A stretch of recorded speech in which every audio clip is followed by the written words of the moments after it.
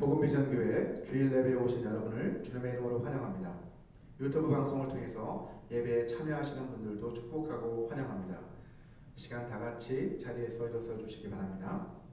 먼저 예배를 위해서 다 같이 기도해 주시겠습니다. 사랑하는 아버지 하나님, 한결같으신 주님의 사랑은 하늘보다 높으시며 측량할 수 없는 주님의 은혜는 바다보다 깊으십니다. 자비로우신 아버지 하나님, 주께서는 하늘에서 살피시고 이 땅을 돌아보셔서 겸손히 자신을 낮추어 주님께 기도하며 주님의 얼굴을 구하는 자들에게 그 권능과 영광을 나타내 주시옵소서. 세상의 풍조에 휩쓸리는 자들이 되지 않게 해주시고 성령의 바람으로 이 땅에 다시 한번 부흥의 불길이 일어나게 하여 주시옵소서. 주님의 말씀으로 우리의 심령이 날마다 새롭게 되게 하여 주시고 이 시간 온전히 주님만 바라볼 수 있게 도와 주시옵소서. 이 시간 주님을 예배하기 위해 이곳에 엎드린 주님의 자녀들을 주님의 영광의 임재 가운데로 인도하여 주시옵소서. 우리의 마음을 다하고 뜻을 다하고 힘을 다하여 주님을 사랑합니다. 우리가 드리는 이 찬양과 기도와 예배를 기뻐 받아 주시옵소서. 예수님의 이름으로 기도합니다. 아멘. 우리 시간 함께 하나님을 찬양하기 원합니다. 첫 번째 곡은 우리 고요한 밤 거룩한 밤 함께 찬송하겠습니다.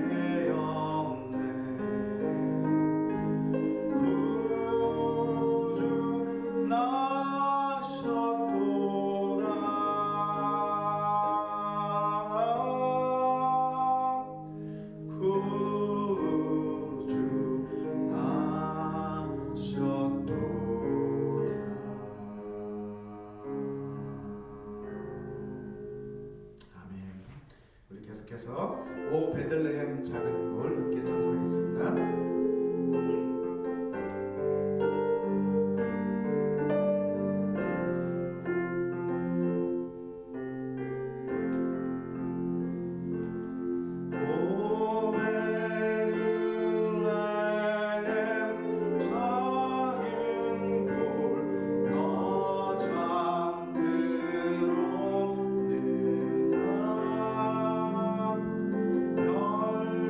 별들만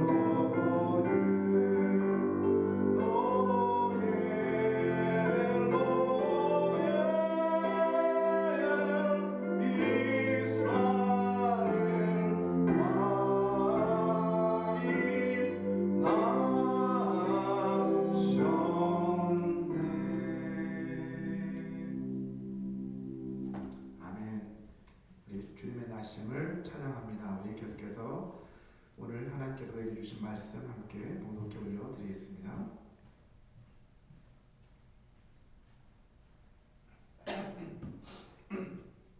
오늘 하나님께서 우리에게 주신 말씀은 요한복음 14장 15절에서 24절까지의 말씀입니다.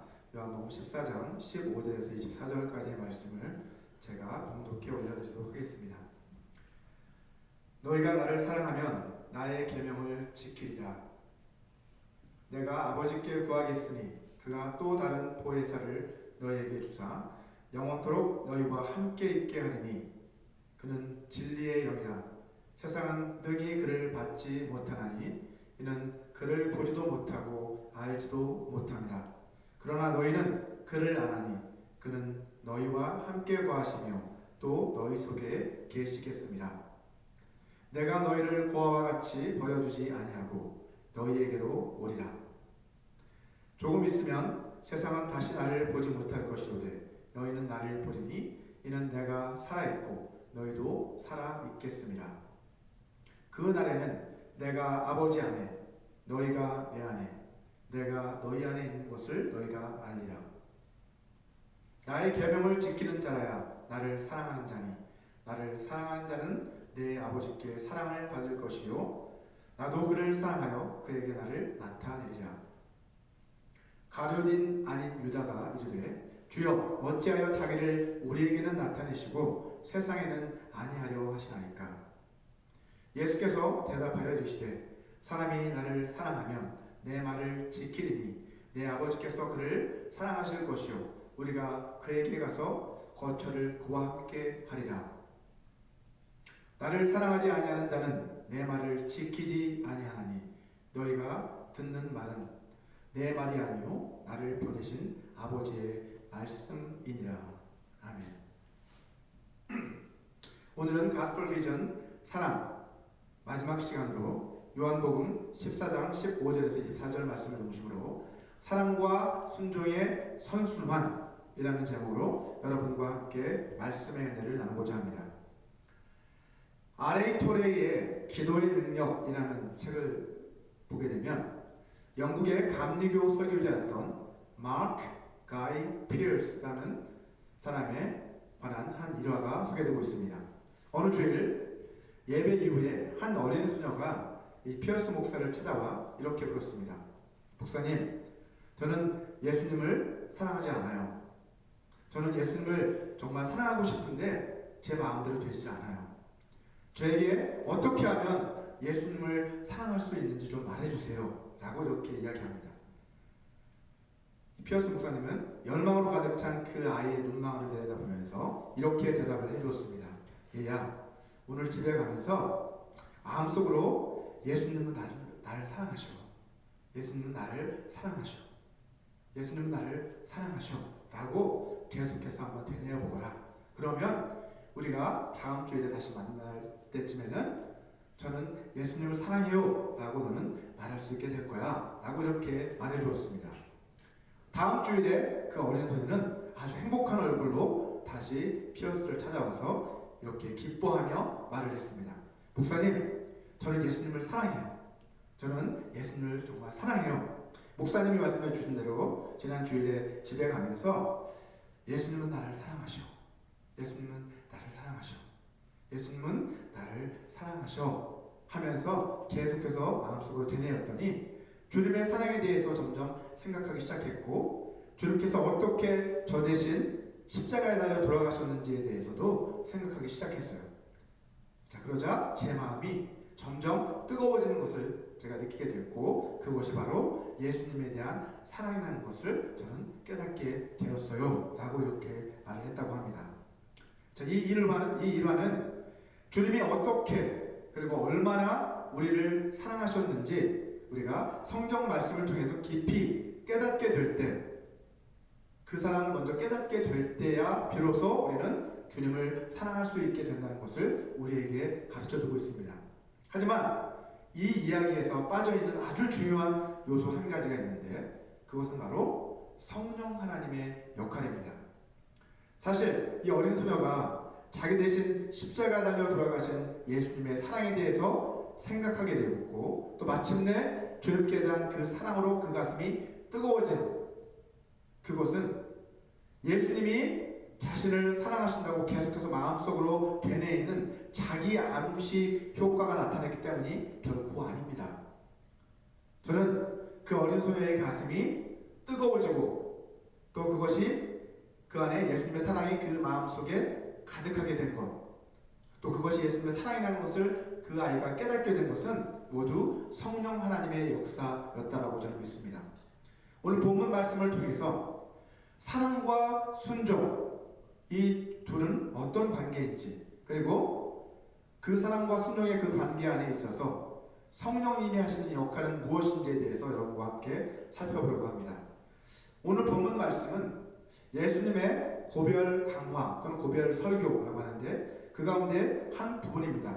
이 고별 강화는 요한복음 13장 31절부터 17장까지의 말씀을 고별 강화라고 하는데, 그것은 주님께서 돌아가시기 전에 제자들에게 마지막으로 유언과도 같은 말씀을 남기셨다고 해서 고별 강화 또는 고별 설교라고 이렇게 부르는 것입니다.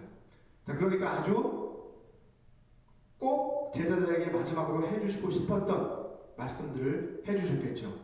오늘 본문 15절을 먼저 보시면 주님께서는 제자들을 향해서 이렇게 말씀하십니다. 너희가 나를 사랑하면 나의 계명을 지키리라 라고 이렇게 말씀하고 있죠.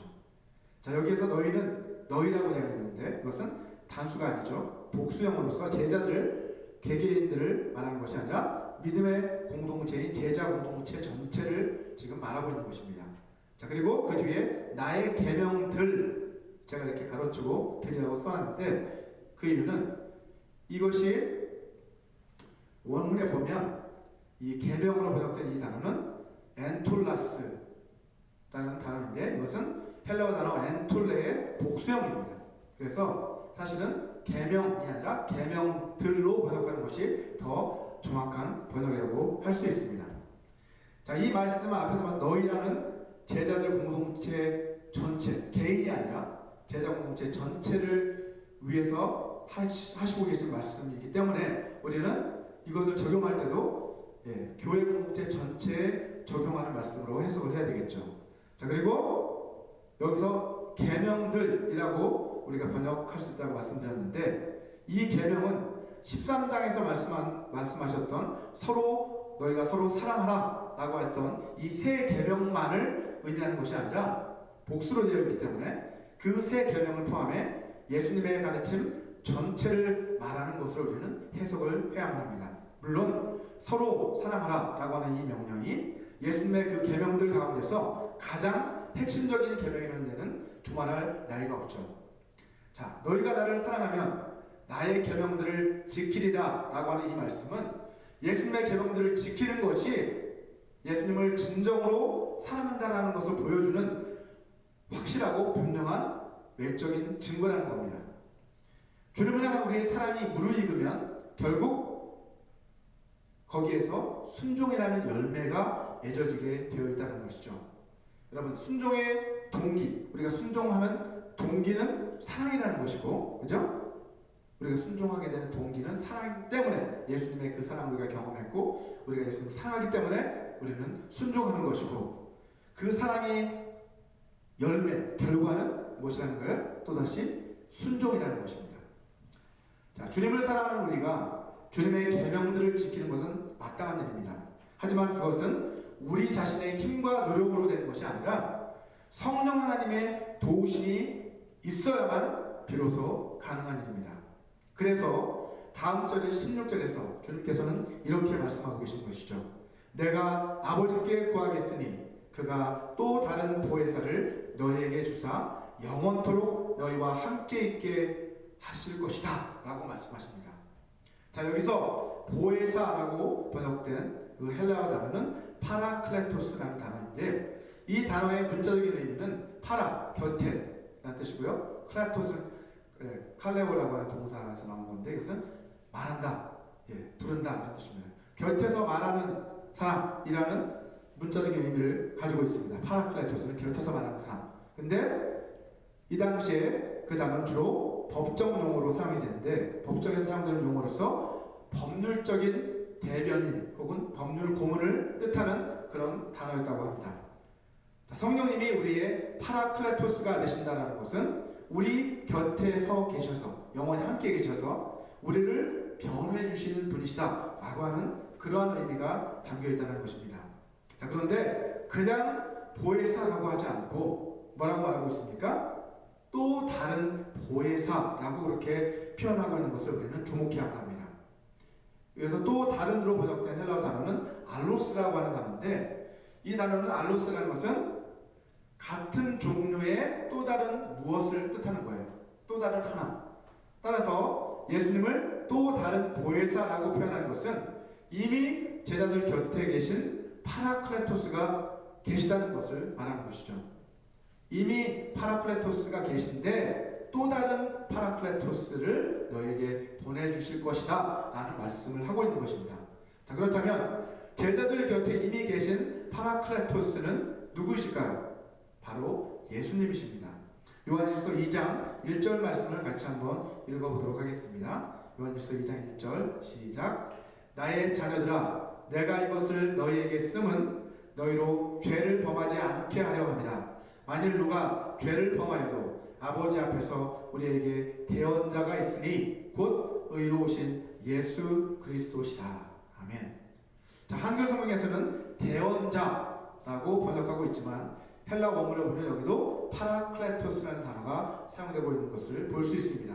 이처럼 예수님께서는요, 하나님께서 우리에게 보내주신 첫 번째 파라클레토스이시고, 우리 안에 내주하시는 성령님은 하나님 아버지께서 우리에게 보내주신 또 다른 파라클레토스가 되신다는 것을 우리는 확인할 수 있습니다.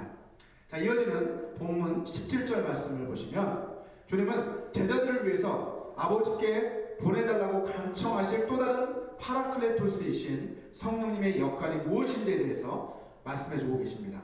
그는 진리의 영이다.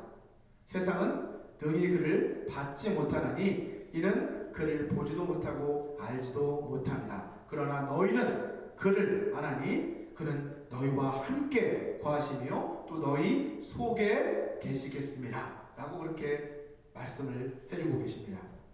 주님께서 성령을 진리의 영이라고 표현하신 이유는요, 성령께서 우리에게 진리의 말씀을 생각나게 해주는 분이시고 또 그 진리의 말씀을 깨닫게 해주시는 그러한 역할을 하시는 분이시기 때문입니다.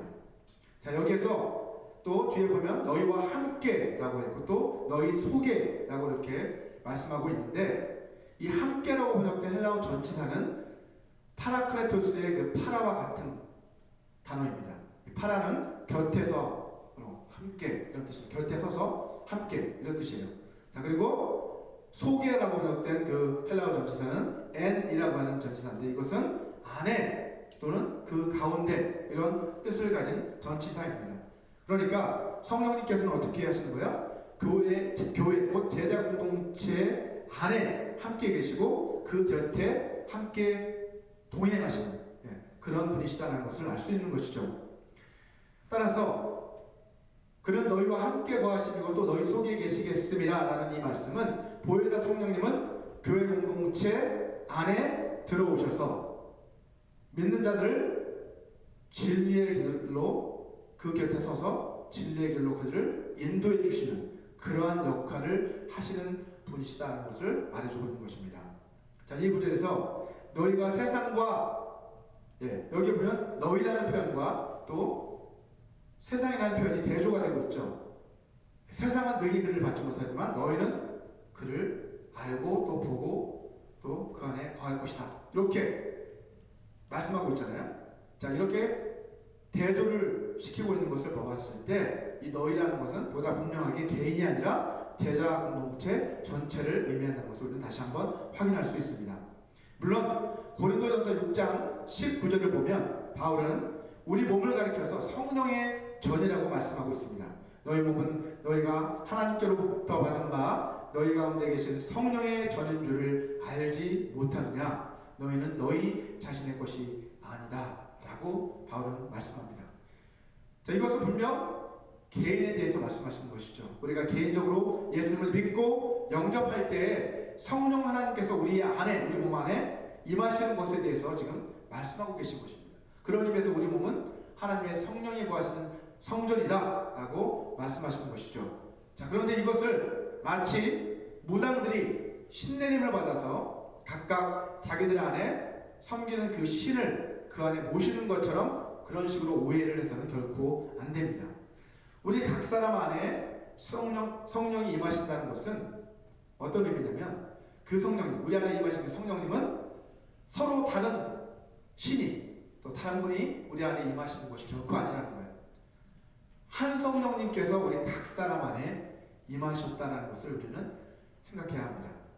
에베소서 4장 4절 말씀을 다 같이 한번 읽어보겠습니다. 시작. 몸이 하나요 성령도 한 분이시니 이와 같이 너희가 부르심의 한 소망 안에서 부르심을 받았느니라. 아멘.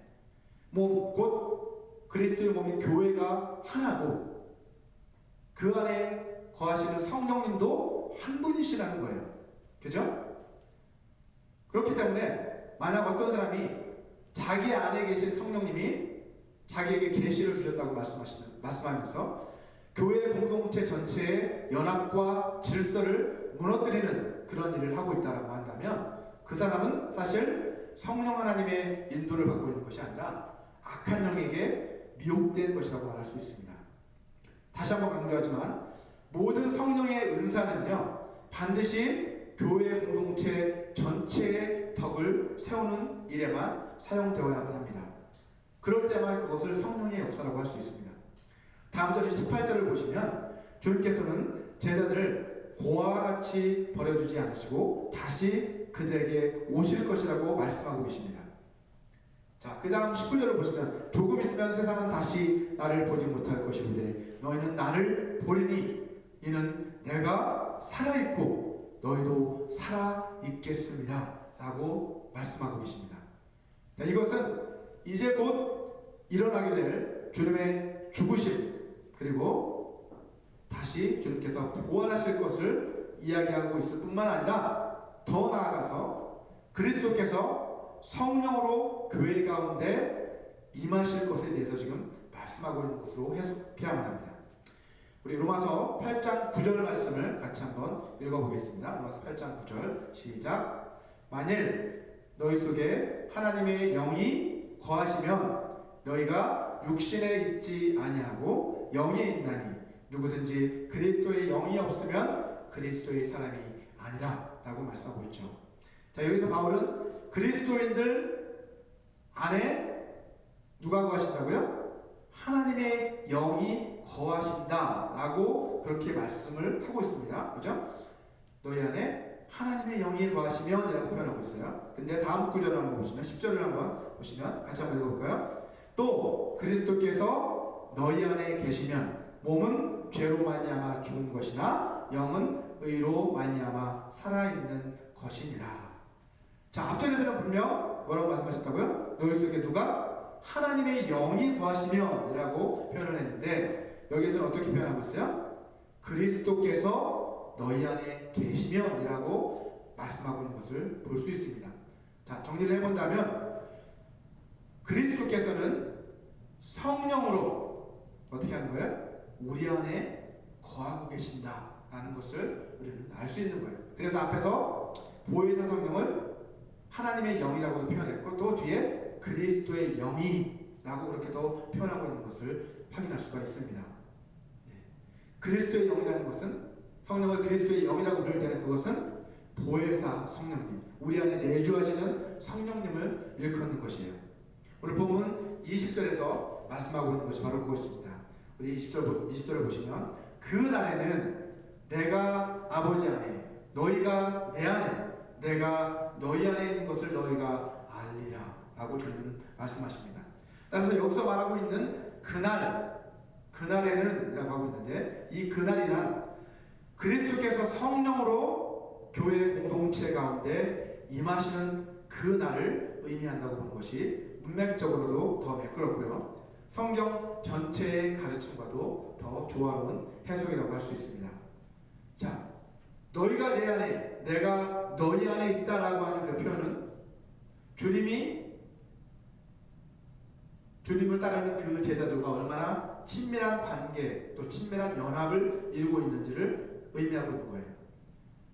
그 안에 서로 내가 너희 안에 있고 너희가 내 안에 있다는 것은 우리 둘 사이는 아주 친밀한 사랑의 관계로 맺어져 있다라는 것을 말씀한다는 것이죠. 여러분, 성령께서는 우리를 평화의 띠로 하나가 되게 하시는 분이시다라고 에베소서 4장 3절은 말씀하고 있습니다. 우리 세번역 성경으로 다 같이 한번 읽어보도록 하겠습니다. 세번역 성경 4장 에베소서 4장 3절 같이 읽겠습니다. 시작. 성령이 여러분을 평화의 띠로 묶어서 하나가 되게 해주신 것을 힘써 지키십시오. 자, 이처럼 보혜사 성령님은요, 우리로 하여금 성부 하나님과 성자 하나님 사이에 그러한 친밀한 그러한 사랑의 교제에 우리도 동참할 수 있도록 우리를 인도해 주시는 분, 그분이 바로 성령 하나님이시라는 것을 지금 말씀하고 있는 것입니다. 우리 본문 21절을 한번 보시면 주님께서는 다시 한번 사랑과 순종의 관계에 대해서 더 설명을 해주십니다. 21절을 보시면 나의 계명을 지키는 자라야 나를 사랑하는 자니 나를 사랑하는 자는 내 아버지께 사랑을 받을 것이요 나도 그를 사랑하여 그에게 나를 나타내리라 라고 그렇게 말씀하시죠. 헬라어 원문을 보면 여기서도 계명이 복수형으로 되어 있고 여기서는 지킨다 라고 하는 그 동사만 나오고 있는데 사실은 이 지킨다라는 동사와 함께 갖는다, 소유한다 라는 의미의 동사가 원문에는 또 함께 사용이 되고 있는 것을 확인해 볼 수 있습니다. 자, 따라서 헬라어 원문 그대로 번역을 해본다면 이렇게 번역할 수 있습니다. 나의 계명들을 가지고 지키는 자라야 라고 번역하는 것이 더 정확한 번역이라고 할 수 있는 것이죠. 저는 이 가지고 지킨다라는 의미는 좀 더 다르다고 생각합니다. 이것은 주님의 계명들을 그냥 빠짐없이 지켜야 한다라고 하는 그런 의미가 아니라 그 계명을 우리가 가지고 있어야 된다. 우리 안에 그 계명들이 있어야 된다. 그것은 성령께서 우리 마음 가운데 거하셔서 주님의 그 계명들을 생각나게 해주시고 그리고 그것을 깨닫게 해주심으로 우리는 그 성령의 인도하심에 순종해서 그 말씀을 지키는 그러한 삶을 살아야 한다는 그런 의미로 해석하는 것이 맞다고 생각합니다. 이것이 제자들의 삶의 방식이 되어야 한다는 것입니다. 여러분, 진정으로 주님을 사랑하는 사람은요, 매일의 삶 가운데서 주님의 말씀을 계속해서 묵상하겠죠. 그리고 그 묵상하는 말씀 가운데 성령의 감동이 있을 때에 그 말씀에 순종하는 삶을 주님을 사랑하는 사람들은 살게 될 것입니다. 자, 이처럼 주님의 말씀을 사모하는 자들에게 하나님께서는요, 또 지혜와 계시의 영이신 성령을 더 충만하게 부어주셔서 그들로 하여금 하나님의 뜻을 더 깊이 깨닫게 해주시잖아요. 그죠? 하나님을 사랑하면 하나님께서 성령을 더 충만하게 부어주셔서 하나님에 대해서 더 깊이 깨닫고 하나님을 더 사랑할 수 있도록 이끌어 주신다는 거예요. 많은 사람들이 예수님이 우리 신앙생활의 롤모델이다 라고 그렇게 말을 하면서도 정작 어떤 생각을 하고 있냐면, 아니, 예수님은 우리와 다르잖아. 그죠? 그러니까 예수님은 하나님이시고 하나님의 아들이시니까 우리가 다르기 때문에 예수님처럼 살아가는 것은 불가능해 라고 그렇게 생각을 합니다.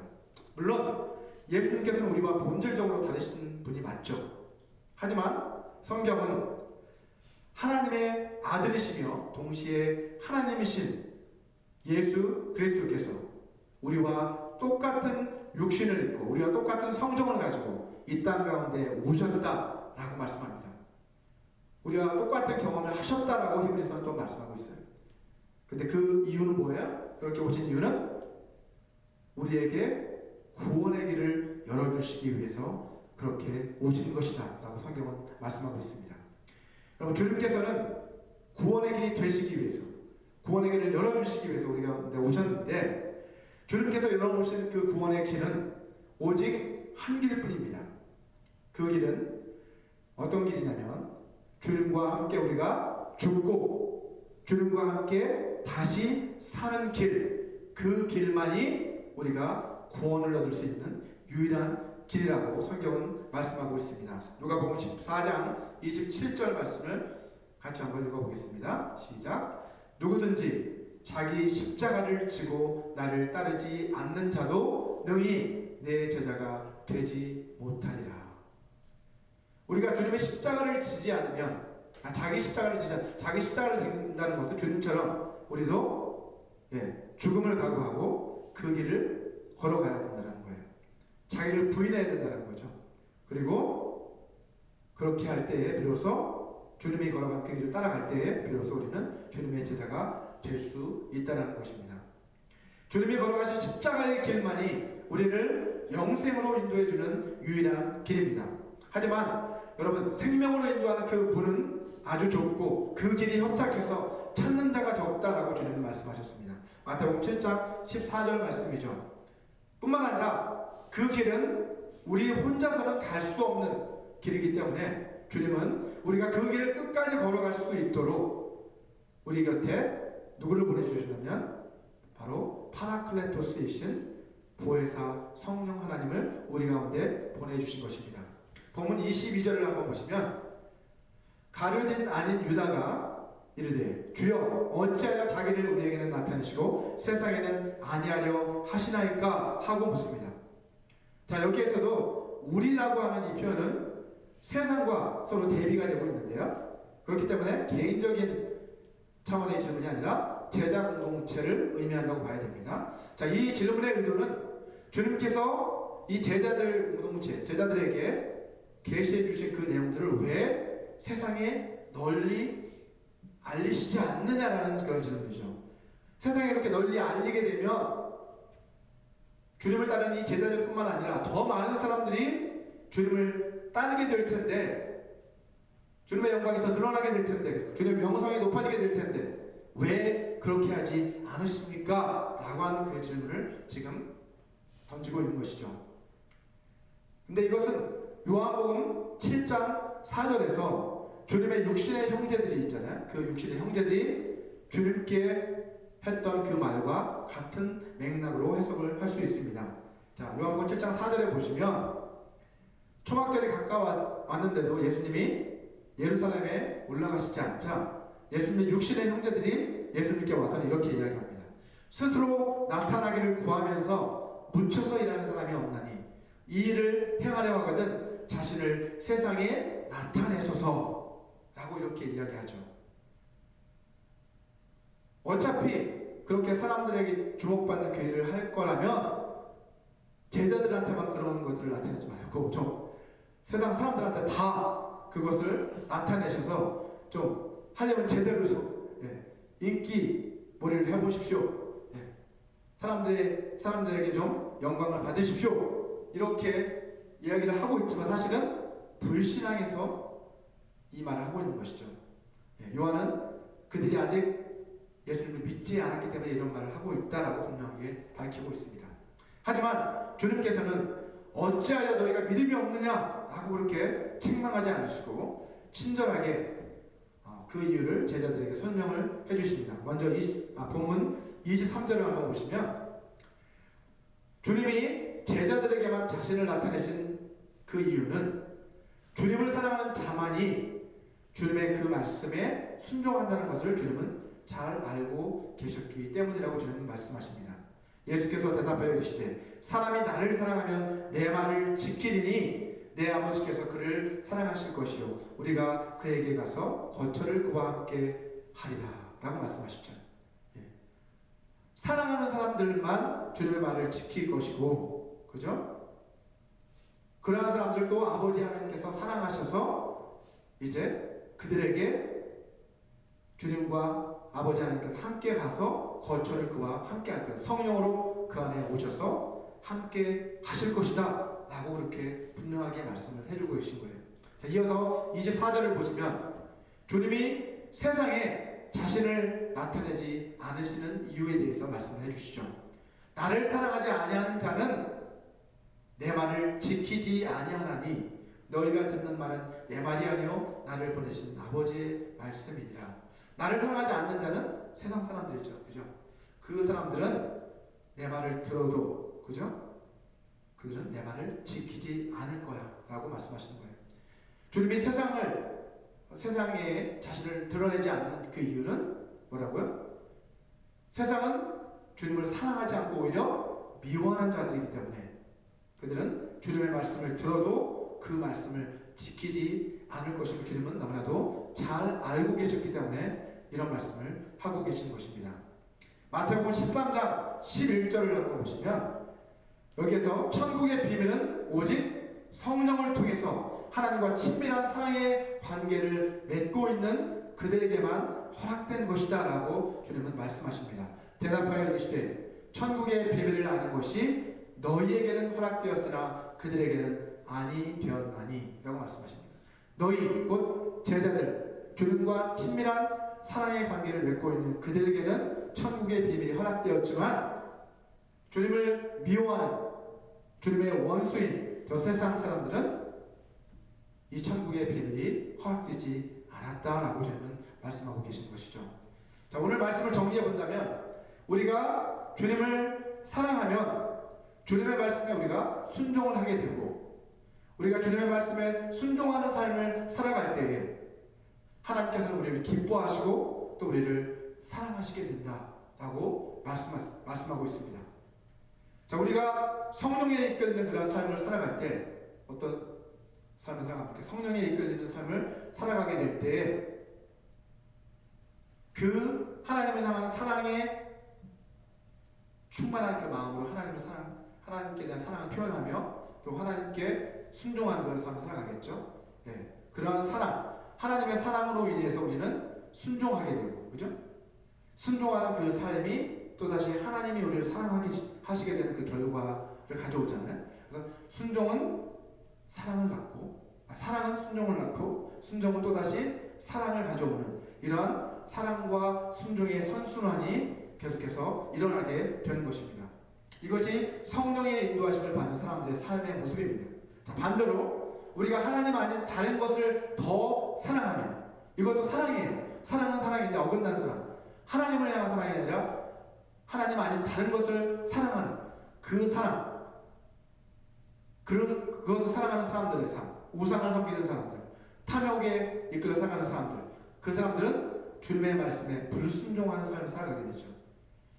자, 이 주님의 말씀에 불순종하는 삶을 살아가게 되면 주님이 기뻐하시지 않고 그들은 점점 더 하나님이 그 상실한 마음대로 내버려 두신다라고 말씀하고 있잖아요. 그래서 결국 하나님의 그 사랑에서 점점점 멀어져가는 삶을 그들은 살아갈 수밖에 없다라는 것입니다. 이 사람들은 성령의 인도하심을 받는 것이 아니라 마귀가 넣어주는 그 욕심, 탐심에 이끌리는 삶을 살아가고 있는 사람들인데 그러한 삶을 살아갈 때 그 탐심, 우리 안에 있는 그 욕심이 하나님에 대한 불순종을 가져오고요. 그 불순종은 결국 또 더 큰 욕심에 이끌리게 되는 그러한 욕심과 불순종의 악순환이 그들에게 일어나게 되는 것입니다. 그 결과는 여러분 사랑과 순종의 선순환의 결과는 생명이고 이 탐욕과 탐심과 불순종의 그 악순환의 마지막은 어디예요? 결국 사망이다, 심판이다 라고 성경은 말씀하고 있습니다.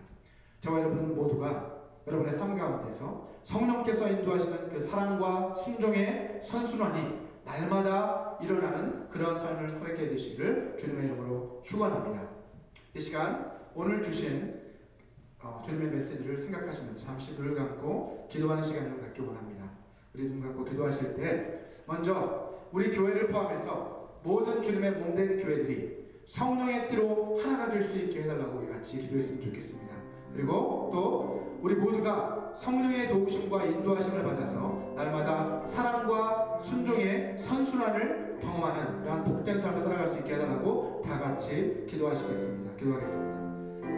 사랑하는 아버지 감사합니다. 이 시간 아버지 하나님 말씀을 통해서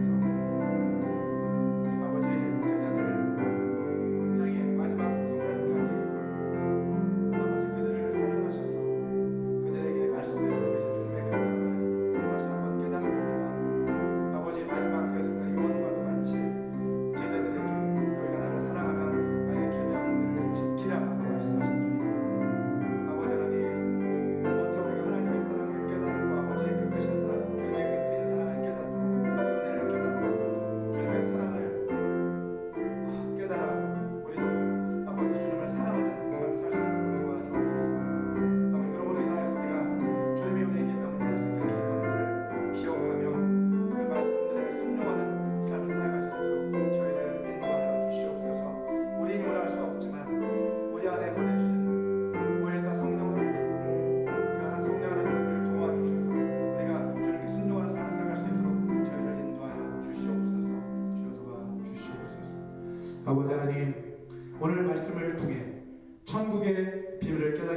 감사를 드립니다. 주님의 몸된 교회가 성령의 뜻로 하나가 되어 서로 사랑하고 서로 섬기며 서로 복종하는 삶을 살아갈 수 있도록 변화시켜 주시옵소서. 우리 모두가 우리 안에 내주하시는 성령 하나님의 도우심과 인도하심을 통해서 날마다 사랑과 순종의 선순환을 경험하는 복된 삶을 살아갈 수 있도록 도와주시옵소서. 지난 한 주간도 우리를 지켜주시고 우리 삶의 모든 필요를 공급해 주신 주님의 은혜에 감사해서 이 물질을 주님 앞에 드립니다. 기뻐 받아 주시옵소서. 주님 나라 영광을 위해 사용하여 주시옵소서. 예수님의 이름으로 기도합니다. 아멘. 이 시간 마지막으로 별단의 찬양 다시 복음으로 함께 찬양하시고 축도로서 예배를 마치겠습니다.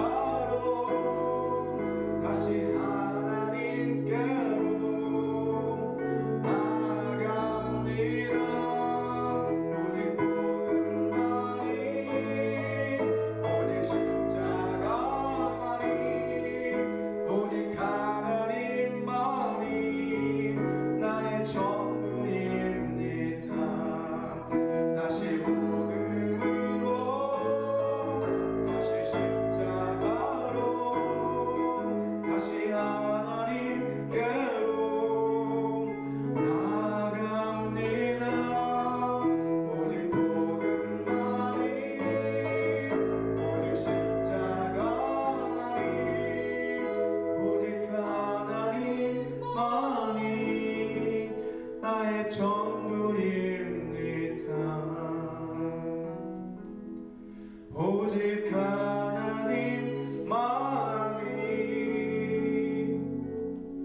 나의 전부입니다.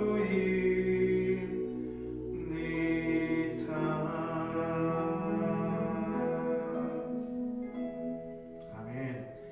같이 기도하겠습니다. 지금은 주 예수 그리스도의 은혜와 하나님의 사랑과 성령 하나님의 교통하심이 날마다 보혜사 성령의 인도하심 가운데 사랑과 순종의 선순환을 경험하는 삶을 살아가게 되기를 소망하는 모든 사람들에게 영원히 함께 하시기를 간절히 축원하옵나이다.